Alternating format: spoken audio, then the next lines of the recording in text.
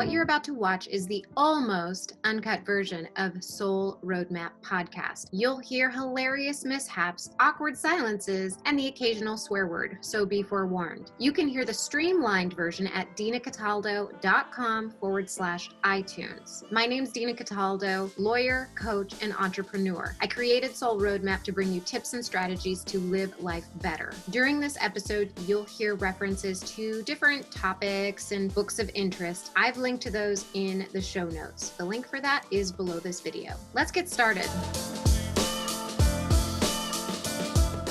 Hi, how are you doing tonight, Kristin? I am doing good. How are you? I'm doing fantastic. Thank you so much for being here. I really appreciate it. I met you at Social Media Marketing World in San Diego earlier this year, and you were the first person I met. You were immediately kind to me and helped me find my way, and I just thought the world of you from that moment on. So everything from here is gravy. Oh, wow. I didn't realize I was the first person that you met. Wow. Yeah, I just, I was wandering around and I was like, I wonder where, whatever it was I was looking for was. And I saw you and I was like, hey, how are you? And you helped me out. And so it was great. And I wanted to thank you for that. That was very kind of you. No problem. No, thanks. So the reason I wanted to talk to you is because when I first met you, it was clear to me that you were on a mission. Like you knew that you wanted to create a life that included entrepreneurship, that included connecting with people. And you wanted to, you were willing to work hard to do it. And, I just asked you your age and you said you were 24. I hope you don't mind that I just shared that with everybody, but No, that's fine. I thought, wow, 24 years old, you're driven, you have 2 beautiful little children, you're married, and I'm going to ask you to get into the details of all that in a minute. But I just thought, wow. So can you introduce yourself to our audience? Sure. I am 24. I got married when I was 20. My husband and I, we are both in the military. That's how we met. And then shortly thereafter, we had kids, moved cross country. And in that journey, I decided that I wanted to go for my dreams and my passions. And that's what opened the doors to entrepreneurship for me. What were your dreams and passions that you really wanted to follow?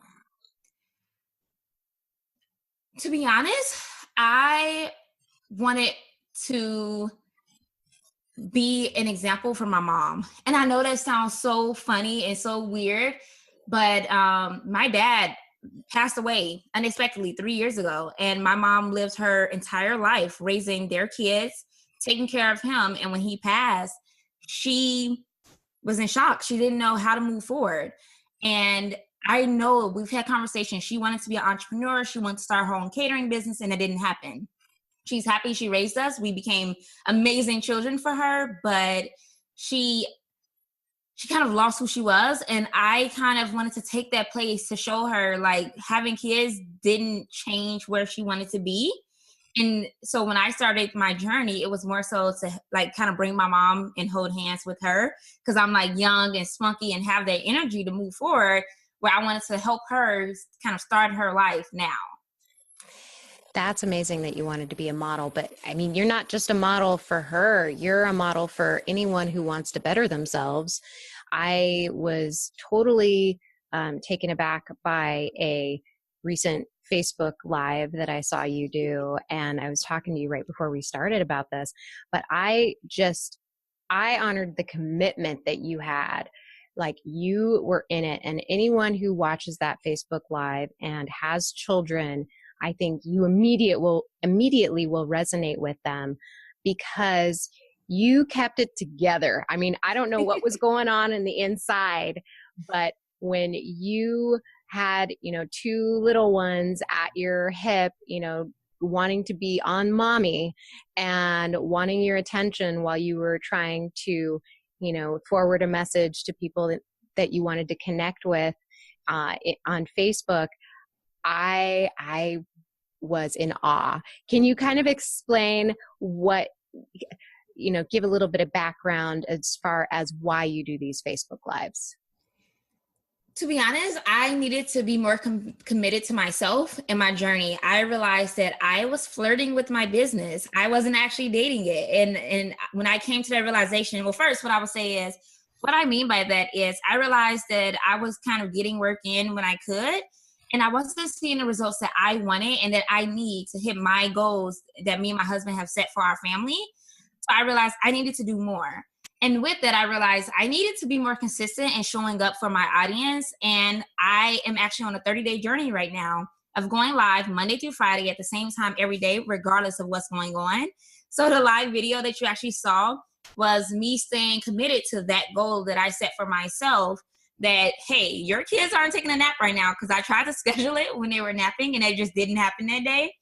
And I said, should I just get on later, or should I just move forward and go live? And I made the decision in that moment, I'm going to go live and we're going to see what happens. And I tried to bribe them with, my kids love fruits and vegetables. So I tried to bribe them with this fruits and vegetable platter. Didn't work. And they started showing up. They wanted me to hand them different things in the video. And I just realized at the end of my video, I was frazzled. I was like, oh my gosh, that was the worst thing ever. I wanted to delete it. But within the first hour, I got so much engagement and love from that post that I realized that people need to see this side. They need to see the transparent side of building a business with kids, and that it's not all pretty and glamorous, that you struggle and you have to do stuff like this, but you can't let that stop you from reaching your goals. Thank you so much for saying that, because we only see what we choose not to delete. Everything's edited, everything's, got a filter on it. It's on Facebook, it's on Instagram, it's on Twitter, you name it. And Facebook Lives, even now, you've got really great professional ones out there. And it's easy for us, as entrepreneurs, to look at our own things and judge our own creations, whatever we decide to put out there in front of people, as less than. So I'm so happy you didn't delete that, because I saw that and I was like, wow, she has commitment.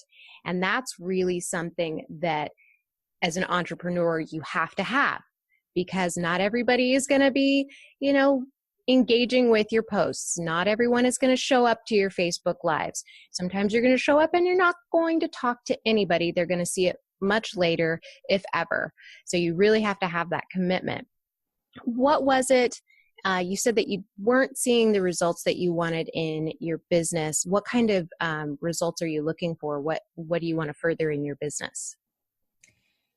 The results that I'm looking for actually is monetary right now. My husband and I, we're both 24, and we have a goal to pay off $100,000 in consumer debt in the next 24 months. We are doing Dave Ramsey's Financial Peace University, and that was our goal. But breaking that goal down into what we need to pay off every month wasn't happening. And I wanted to help contribute to our financial success and the goals that we have in our family. And at that moment, or right now, my business wasn't bringing in what I needed to bring in. And that's what made me decide something needs to change, and I just need to go for it. And I can be honest and say I'm terrified. I don't know where this is leading me, but I need to hit that goal with him. Is that something that you and your husband, is it Halen? Yes. Is that a goal that you and Halen, have you gone through Financial Peace University together and kind of created this goal to reach? Absolutely. We decided we're kind of the better offs of both of our families. We come from families with a lot of kids. I have 9 siblings. He has 9 siblings. He has 7. And so our moms raised a bunch of kids combined. And we decided we needed to be the example for our younger siblings, not to go into debt, and to start raising them or helping them raise themselves a little bit better, because we're kind of the older part of our siblings. My youngest sibling is 5. So with that, we decided we needed to be that example for them and help them see that being in debt is not the way. What made you decide that you wanted to be that model? I didn't have one. And I struggled when I left my mom's household, went off to college. And I was just, when I was in college, I was a full-time student with 20 credit hours, working 3 part-time jobs, fitting them in, and barely getting any sleep. That led me into joining the military. I don't know if you knew that, but I was in the military, technically still am. Should be processing out pretty soon. And through all of that, I had to go through what I think is a hard journey of constantly working and in this cycle of not getting where I need to be because I didn't know how to manage finances and my family didn't know how to manage finances. And I realized that that cycle needed to be changed and I needed to be that person. It is interesting how there is a cycle, like how we are brought up impacts how we are in the world. And it's amazing to me that you recognize that at 24 because I didn't recognize that until much later. So part of the reason I am so happy to have you on the show is to be that role model for maybe people who haven't seen that yet. Maybe they have been in the grind for far too long and haven't had a chance to look up and take a look around and see exactly how their life has been impacted by people who have modeled maybe something poorly in their life and that they've internalized.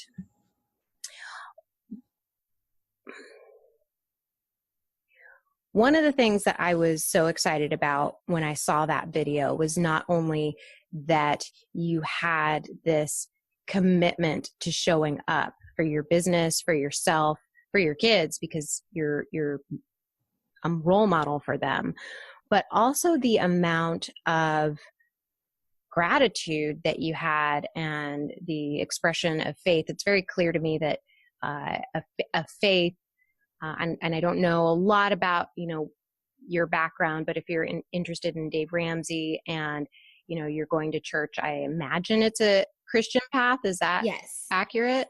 Yes. And, I like to speak to a lot of different paths. I haven't explored this particular area talking about religion really, but can you tell us how your faith impacts your day-to-day life?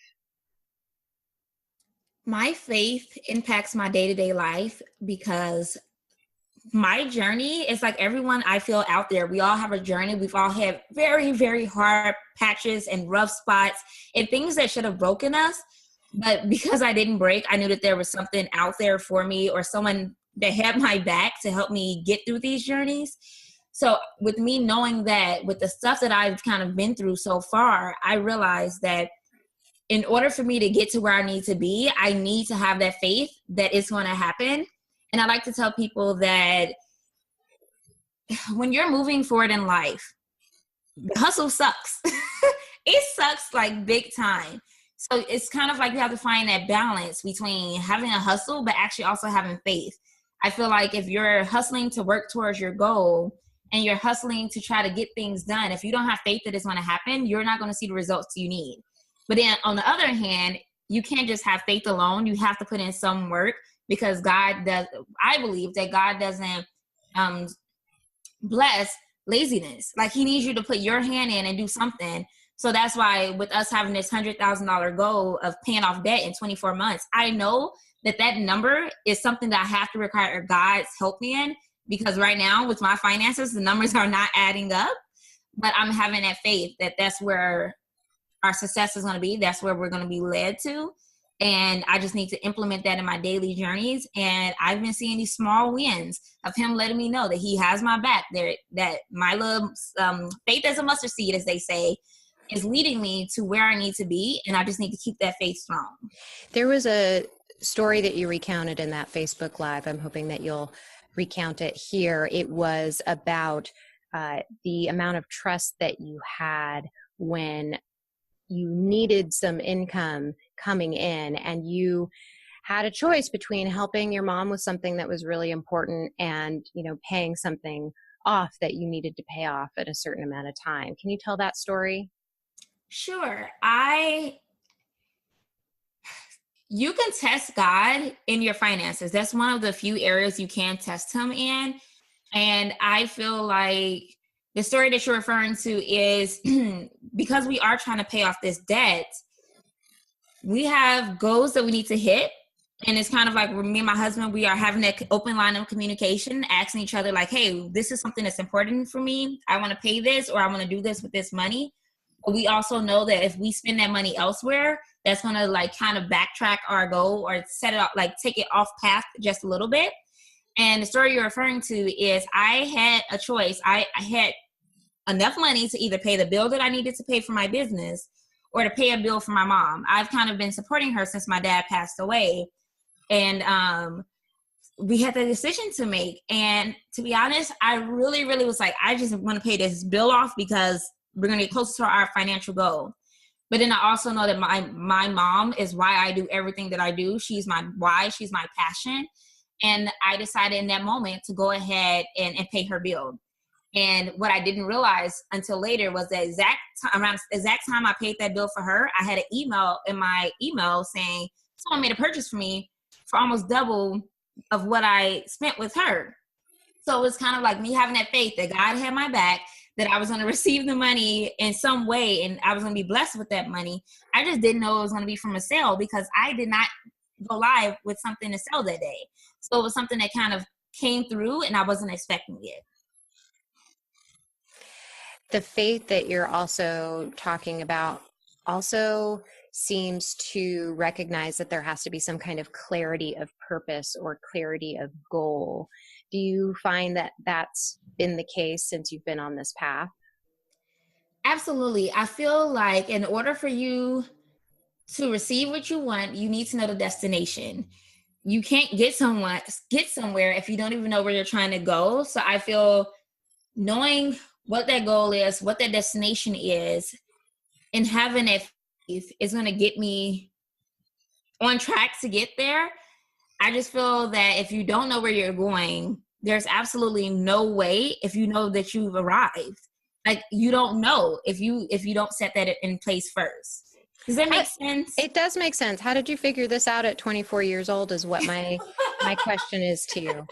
So when did you learn that you needed to have clarity of purpose?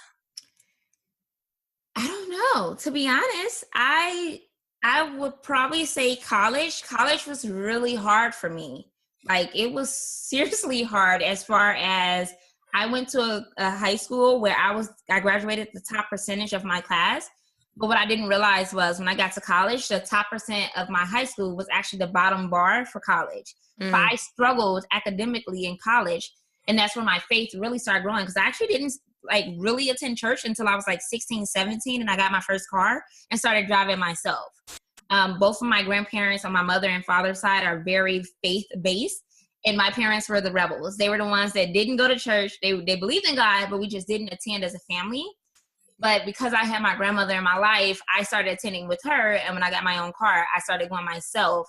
So I want to say sometime around the end of high school, the beginning of college is when I kind of noticed like you had to have a goal in order to get anywhere.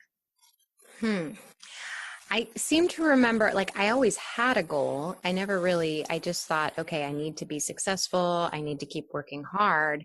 But I don't think I recognize that as essential for success. I think that is the important distinction, is like the clarity that you seem to have on the importance of having that goal and to be able to reach that goal in the first place. Just a little distinction I was very impressed with. Thank you. I didn't realize it till you just said it. So tell us a little bit about the businesses that you run. Okay. I have two businesses. My first is Monetize Mama. And with this business, I help moms get their businesses off the ground and saving them time, money, and energy. So I focus on someone that already has a business, but something's not working, something that needs to be tweaked. And we kind of figure out what that is so they can be more productive and make more money. And then my second business is Finding Her Rhythm. It's something I'm just now starting up. It's more of that personal passion project for myself.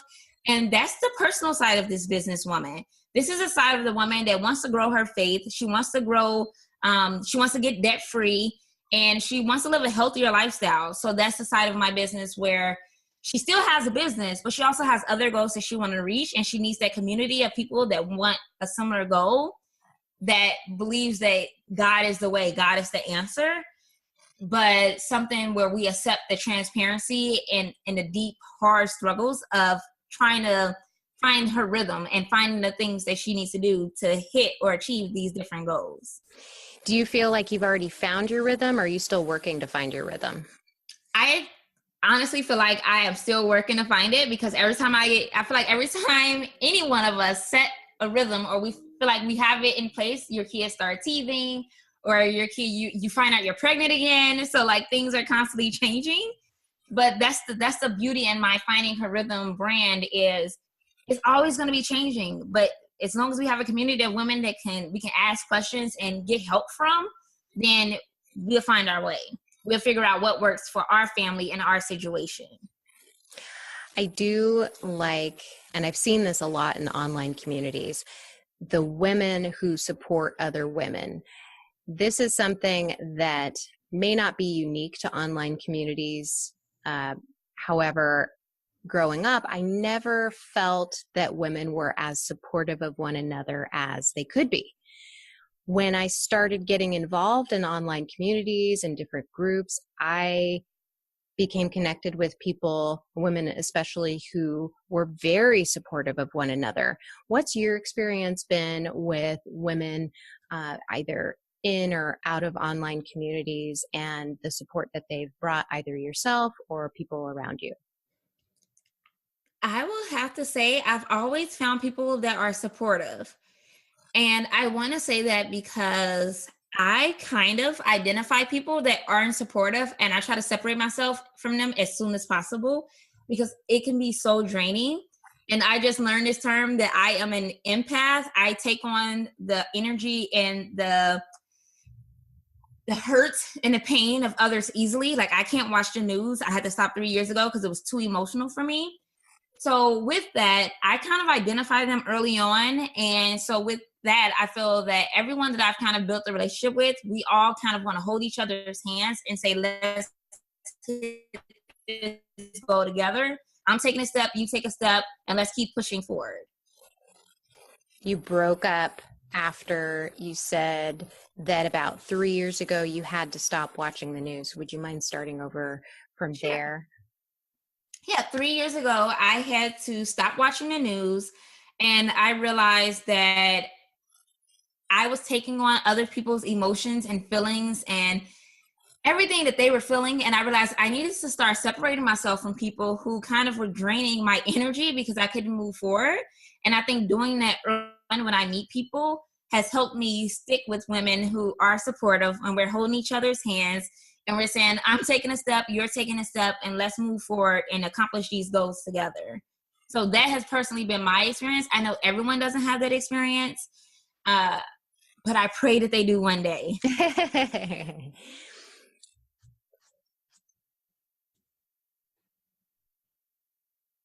And it's not just you who works incredibly hard. You were talking about Halen, not in one of your, I think it was a Facebook Live. I think it must have been the same Facebook Live. You were talking about Halen, and he actually works his tail off too. Absolutely.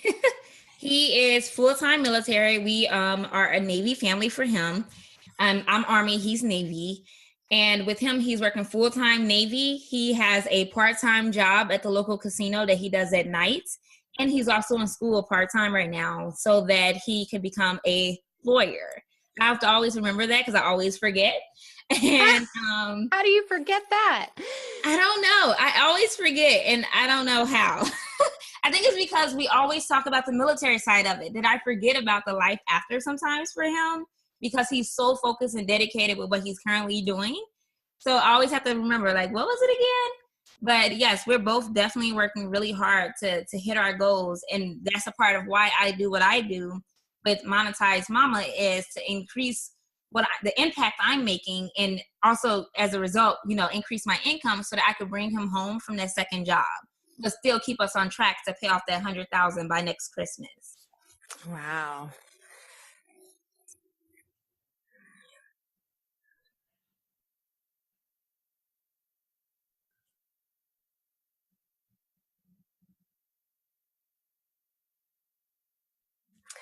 Okay. So how do you keep this all running? Like you have a husband who has a full-time military job. Is he going to law school right now?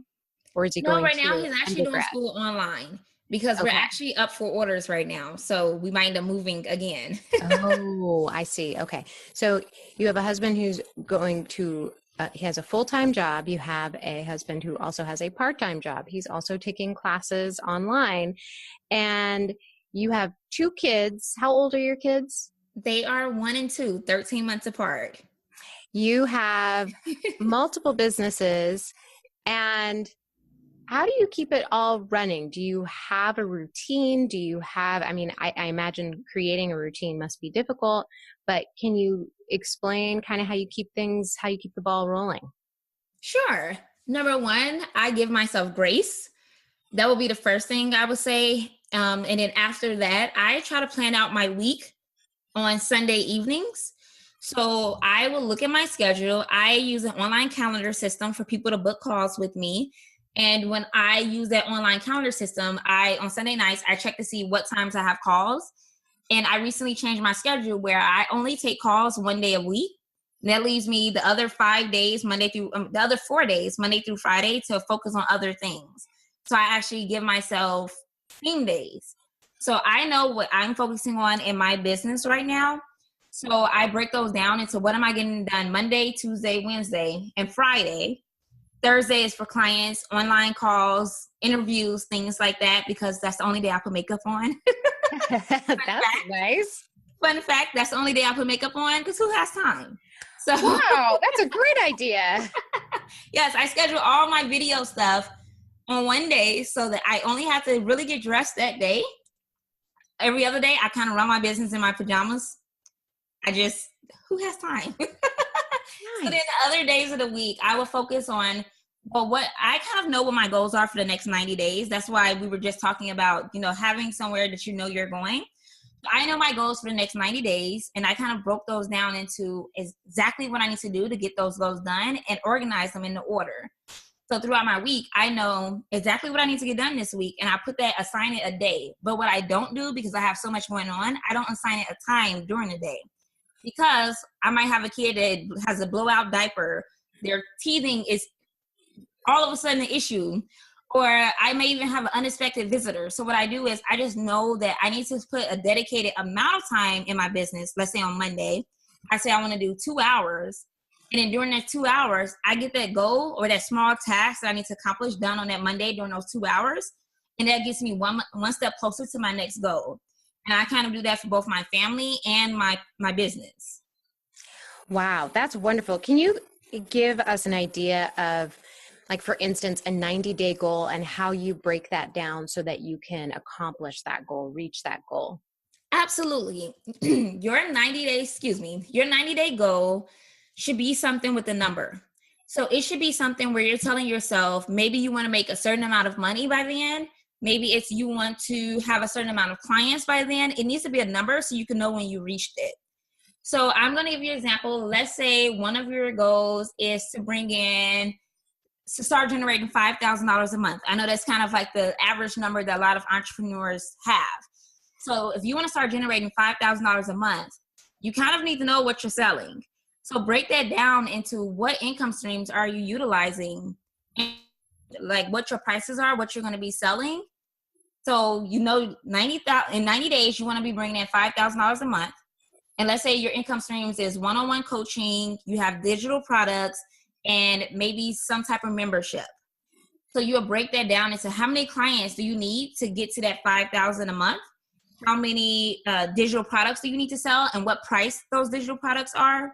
But then also breaking it down into, you need to create those things. You need to create what you're selling in your one-on-one coaching. You need to create the digital products you're selling. So you have to really backtrack it. If this is my goal and I know I need to sell these products, I need to make these products, and break that down into, okay, if it's a digital product, you need to outline it. You need to figure out how much you're going to price it at. You actually need to record it if it's some type of maybe a video training or something. And you kind of really backtrack it to see, what do I need to get it done? What do I need to do to get this task done? And I like to break it down into 2-week sprints. So I know that was kind of a lot. So, because I kind of use some numbers. So basically, with a 90-day goal, whatever that is for you, figure out what it is, add a number. Do you want to have 1,000 followers in the next 90 days? Do you want to make $5,000 in the next 90 days? Do you want to have 10 new clients in the next 90 days? Whatever that is, break that down into the steps you need to take to set yourself up to be in that position 90 days from now. And if you think about it, just backtrack it. If this is something, if you're breaking it down, this is something I need to get done.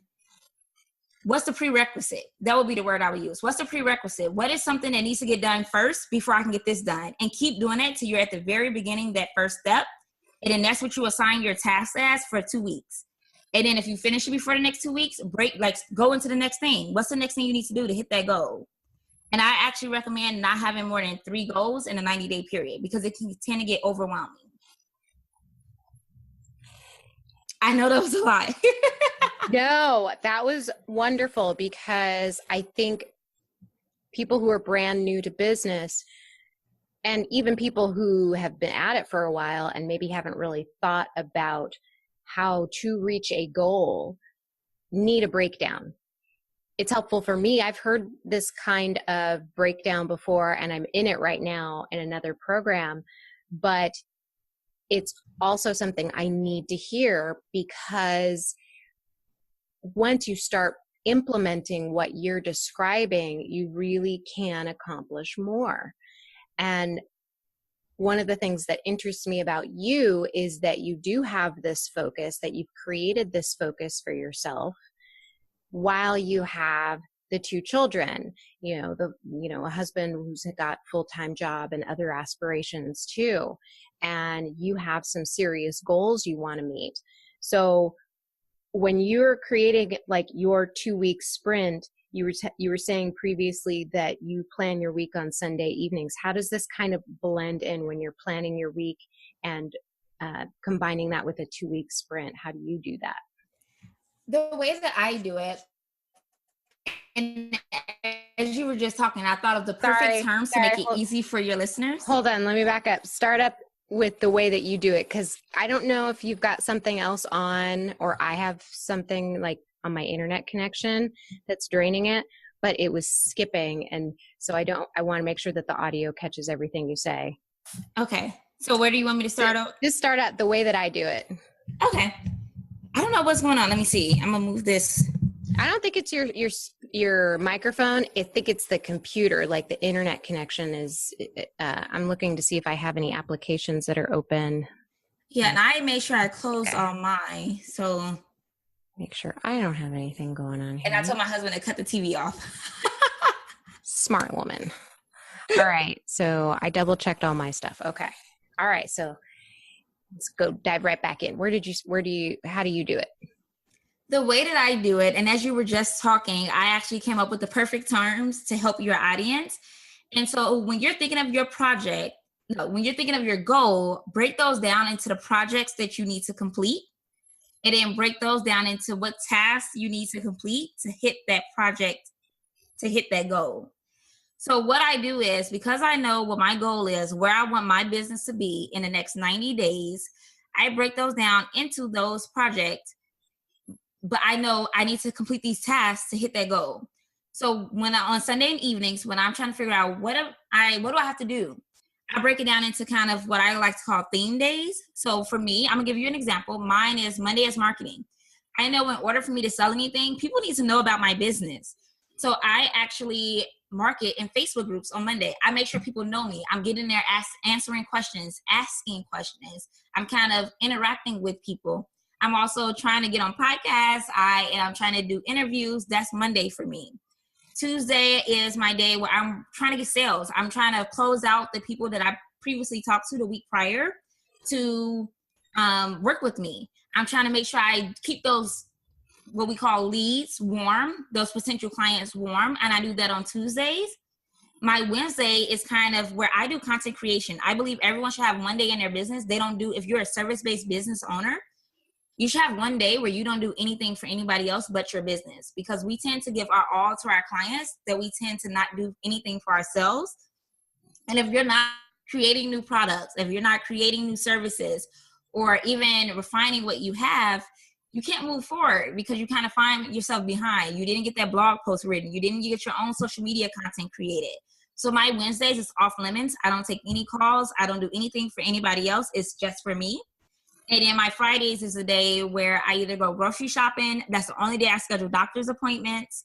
And that's kind of more of a family day. I also do finances. So where my tasks or what I need to get done in my business fit in, whenever I'm scheduling things, I know what day it falls on. What kind of task is this? Is this a Monday marketing something? Is this a Tuesday sales something? And I break it down into that way. That way, as I am doing my business, if I have 2 hours here, an hour here, I can get that task complete, that'll get me that project completed, that'll help me hit my goal. One question I have for you is, because it sounds like you have your business relegated to 5 days. What do you do on Saturdays and Sundays? Do you get spillover? How do you completely block them off? What do you do with your weekends? Sunday is absolutely completely blocked off. Sunday is for my family and church and me to rejuvenate and read a book and catch up on Netflix. So Sunday is for me. As far as Saturday, it is sometimes considered spillover. However, I also believe if you got everything done during your week that you needed to get done, give yourself a break. Go do something on Saturday. I know that it's kind of idolized that you should hustle in your business. I do not believe in the hustle. I feel that eventually you get burnout. So on Saturdays, if I have something to complete, that's where the spillover happens. If I didn't finish following up with people, if I didn't finish doing any kind of calls I needed to do, all of that get pushed to Saturday morning. But then Saturday evening is off limits. Like I actually don't do anything. I may, if I want, I have fun creating social media content for myself. So that's something I kind of do for fun, but it's not something that I really schedule anything like set in time. It's just my spillover. And if something is on my list that I didn't complete, get it done or spend time with myself and my kids. I'm glad you bring that up because we are in a culture, and especially if you follow some of the people who are like, work until your eyeballs bleed. and you've got to, hustle until it hurts. It's just, that is where the health problems start coming in. And that's where your mental health starts to deteriorate, in my opinion, because we're not making that time for ourselves. We're not making that time to connect with the people that we care about most. And I struggle with this because I love working. I love doing this. I love connecting with people, whether it's online or in person, and going to events. I also work, whoops. My phone is freezing. Hold on. Literally a birth control reminder. And I can't get it. I'm gonna cut my phone off. I can't get it to stop. Look, I am not trying to have any more kids. If there's a reminder that you want to have, then why not? So I'll be having this uncut on YouTube, FYI, but it'll be cut for the podcast, although that was pretty darn humorous. Really, in the middle of a podcast, the birth control reminder goes off. You're like, aha. Thank you, God. And God was like, I'm watching out for you. This is so my cheeks, like if I was light skinned, they'd be red. That is so embarrassing.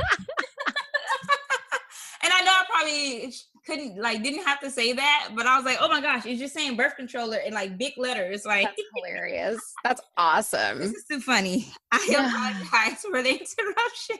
You gotta have laughs, man. You gotta have laughs. Okay. That's awesome.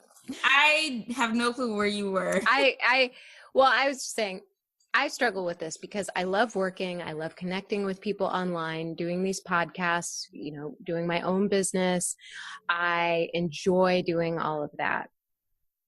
And I also know that I need to spend time with my friends. I love spending time with my friends and my mom. I don't always prioritize it. I've been better at prioritizing doing things like yoga and eating better, although I still have my off days. Yesterday I had chocolate cake. I don't even want to go there. But I I feel like I'm really good in one area for a while, and then I've got to shift and get into another area for a while and improve that area. And there was a book, I don't know if you've read it. Did you ever read Shonda Rhimes' Year of Yes? I keep hearing about it. It's on my reading list. Oh my gosh, it was great. Amy Porterfield actually did an episode on it and how it influenced her. But when I read it, what really resonated with me and what might resonate with you is that, you can't be great in every area of your life. Like when you are killing it in one area of your life, you might be missing out on your kids, class play, or, something like that. And there's this myth that we have to balance everything, but in reality, we're making a choice. And, Absolutely. What's your experience with that?